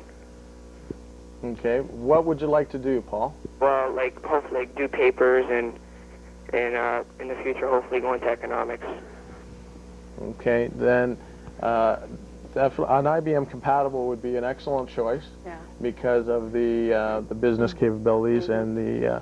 What I would suggest for you, Paul, is to put a Mathco processor if you're going to get involved in a lot of statistics, because that speeds up the analytical processing, the actual speed of it doing calculations inside the CPU, which is Central Processing Unit.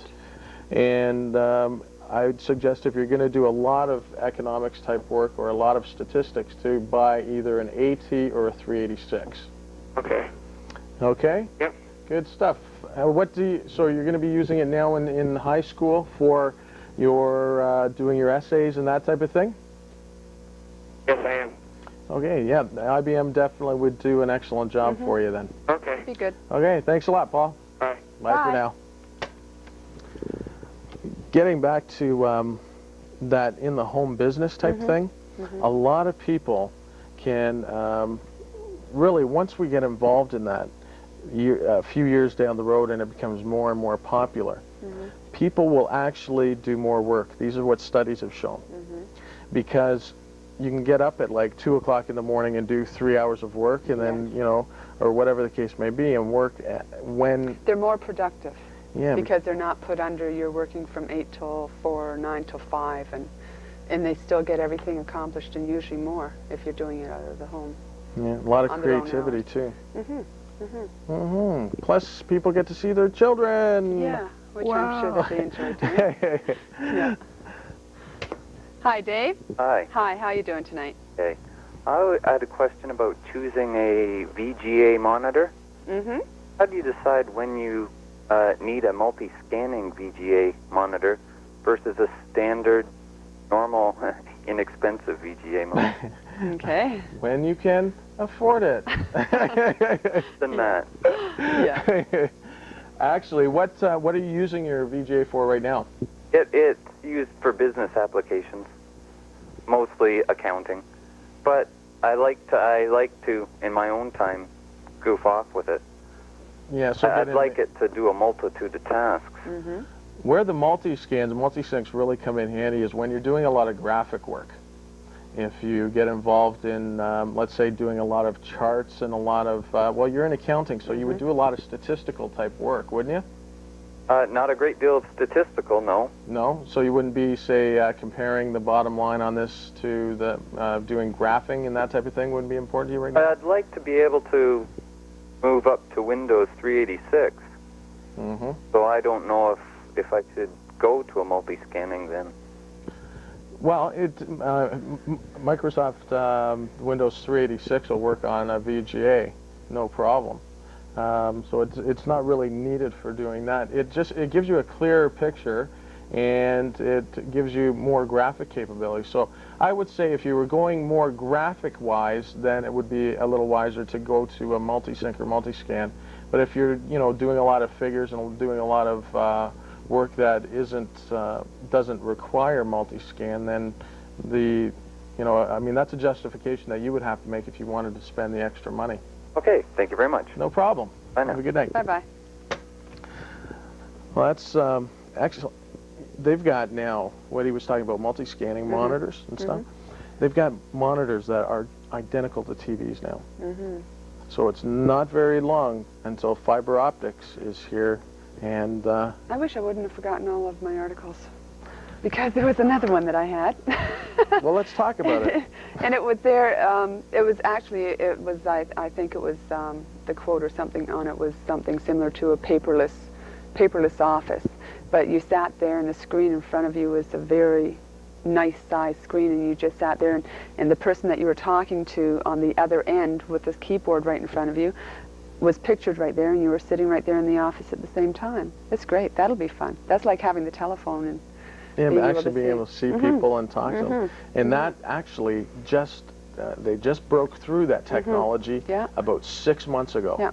So now everything's done. It's ready. It is. It's ready. And it's excellent. Yeah. So we'll be able to, talk to each other and all that type of I think maybe too Dave might have been interested, because he was saying that about the multi-scanning in the Windows.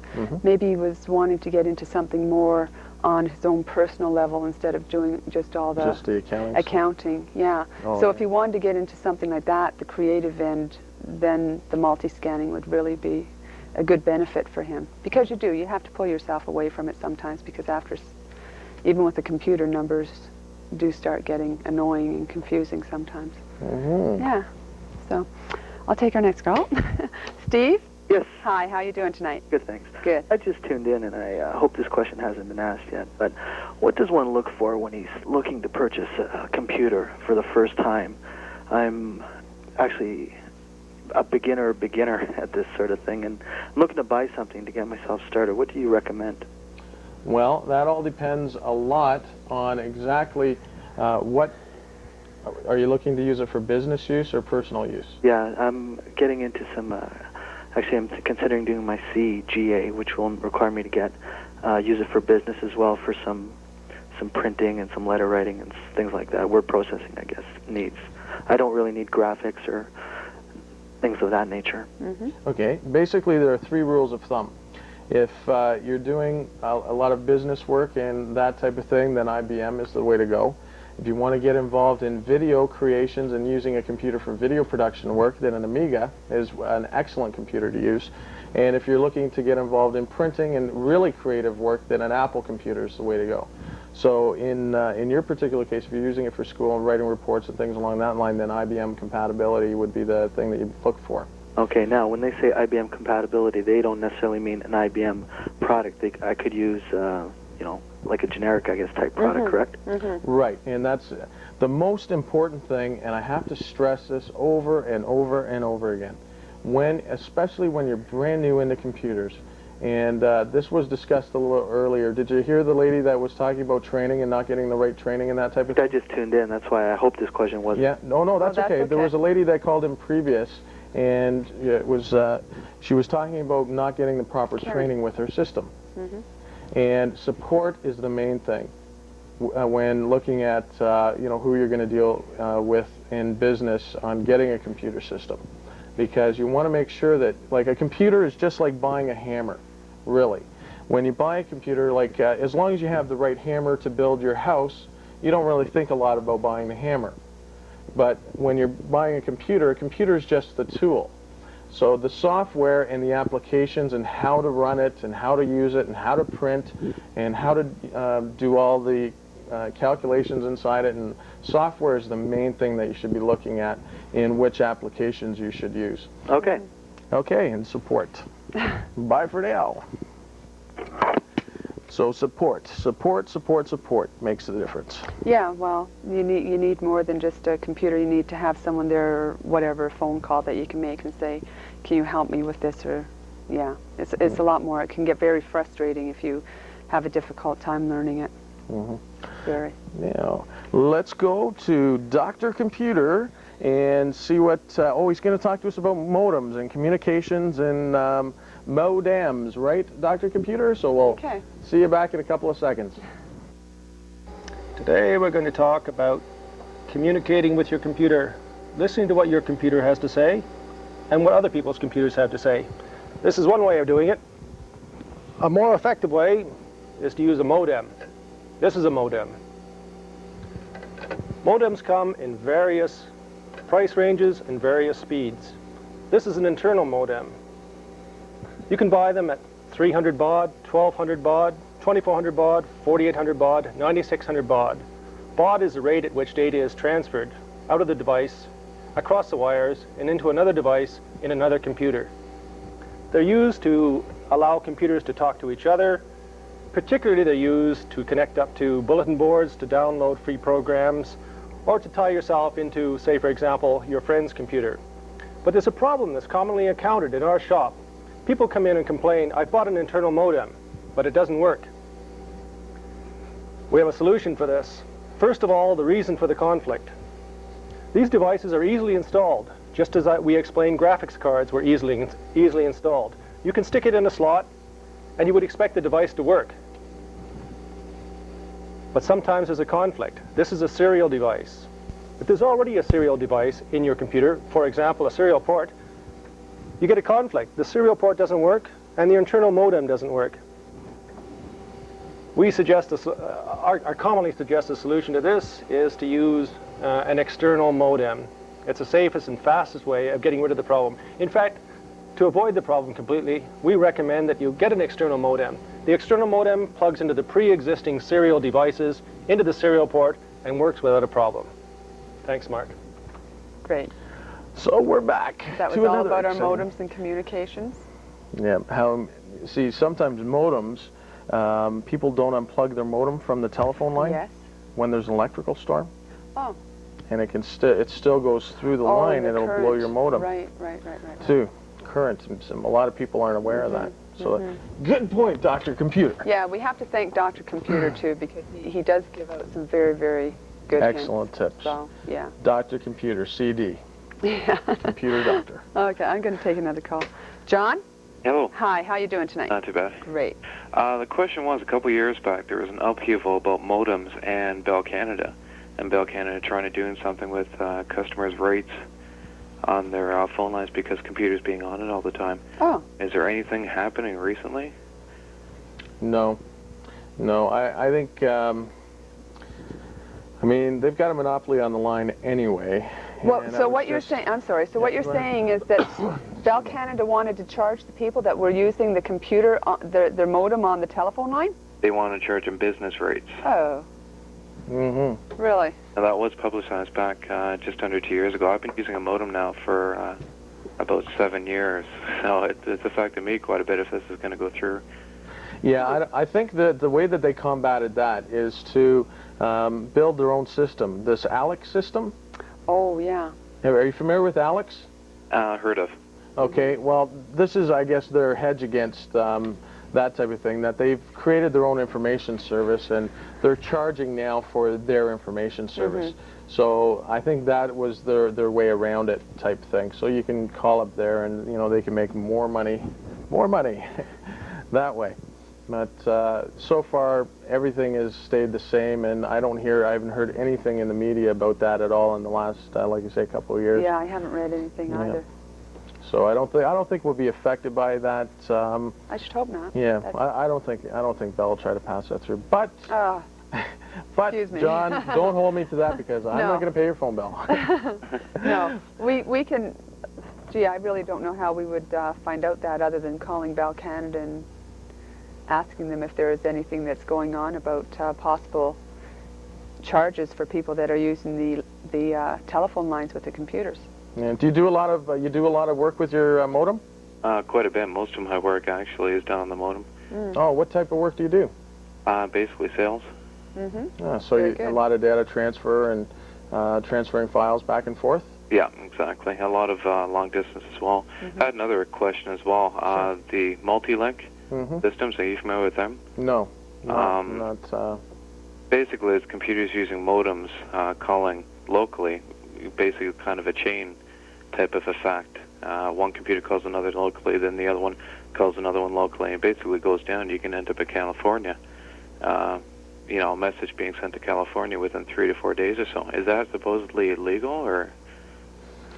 Well, I mean, that's a lot of that's done through bulletin board services anyway. Yeah. And sure, I don't know of any reason why it wouldn't be illegal. I mean, something like that I think I would have heard about for sure. And we get all the magazines on, you know, what's happening in the media and what's happening out there in the world. But I've never heard of anything being illegal in that. That would take a lot of time, though. Yeah, it'd be very time consuming. But something like a public domain program or something, a proposal, is that you're working on proposals and things like that? No, it's a system that's already up right now and working. So I've been receiving a couple messages from deep in the States, and matter of fact, a European link was just made back about a year ago, so I've been sending messages back and forth that way. It takes as long as a mill, if not longer, but you can get all kinds of information through. Oh yeah, quite a bit, and it's all local. Wow, that's actually, is there a number for that? BBS number? Yeah. Yeah, I have one. That would be great if you could give that to us. Yeah. Is there a special package that you have to buy for that or no? No, not at all. Oh, good.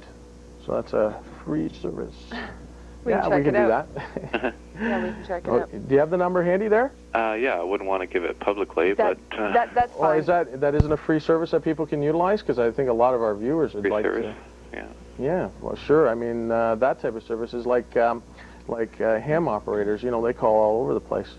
But whatever, I can get that from Yeah, you and we then can get it off you later or whatever. Oh, sure, I can give it now then if you want, if it's a free service. Yeah. Sure.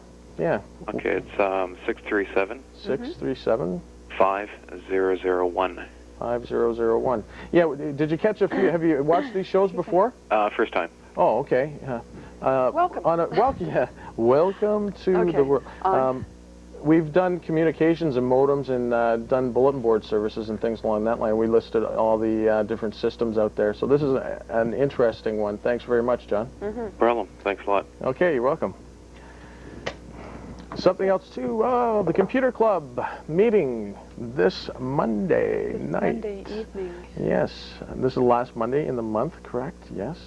And that's busy that evening. Held at Park Business College at 145 King Street East. And there's going to be a lot of exciting things happening again this month on learning and growing with the computers. And I guess we've got time for one more call, so we'll talk to Peter. Hello, Peter. Oh, hi there. Hi. Yeah, I was wondering if there's any kind of program you know that is set up to do billing and invoicing of a simple nature for a company. I've looked at, some database programs and Lotus 123, etc., and everyone tells me it's possible to do it with these programs, but it seems to involve, programming, etc., and or hiring a programmer to do something, some custom work for you. What I'm thinking is that there must be programs that have this ability in them to, to do some invoicing and billing. Do you know what I mean? Definitely. Bedford is an accounting package, and it does invoicing and billing, and it also takes care of all your accounts. They actually have invoices already pre-designed that you don't have to muck around with, and it puts your company name in and the date and all of that type of thing. I'm fairly computer literate. I've had a look at several accounting packages, and they all seem really complicated to use. Maybe I just haven't looked at them deeply enough. I found actually a database program called Q&A that is actually a really great program to use. I haven't looked into it, but are you saying that Bedford Accounting is an easy program to use? I'm not an accountant, so immediately it started asking you about debits and credits and setting up, endless number of accounts. All I want to do is do your billing and... Sure, I have about a business that has about 4 products, and, I just wanted to have I thought I'd find a program that would just say, enter customer name and bill, but... Bedford's pretty simple that way. Yeah. And it really has to get into an accounting package. There's a few other on the market, too. Actually, we just got in touch with some other people, and they're sending me some information about. But it gives you basically a whole type of accounting package, but it's very simplified too. Great. That program you mentioned, Quicken, that sounds interesting. I've seen it advertised mainly in the United States. Does it apply to Canada too, that program? Yeah, we've been able to get copies of Quicken with First Choice, But it's not sort of tied to U.S. tax laws or something? No, they've got a Canadian version of it. That's great. Well, maybe I'll look into that one. Okay, we'll be in touch with you, Peter. Thanks a lot. Okay, bye-bye. You're welcome. Bye. Okay, so it looks like we're ending another exciting version. We're here next week. Next Wednesday is our last show of the season. So that's the bad news, but the good news is that maybe someday we'll be here again. Soon, we hope. Yeah. Have an excellent night. Have an excellent, happy computing, and good night, Jade. See you soon, Jade.